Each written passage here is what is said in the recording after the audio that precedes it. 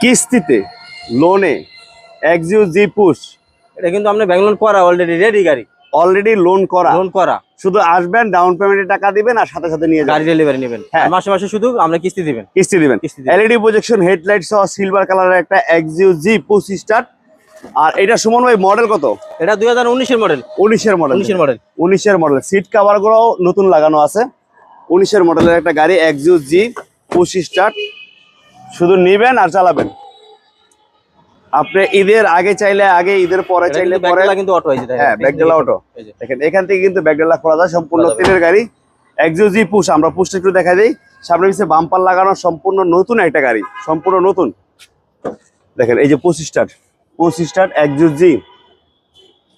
আর এই গাড়িটারই আপনি আজকে নিতে পারবেন। ডাউন পেমেন্ট কত ভাই?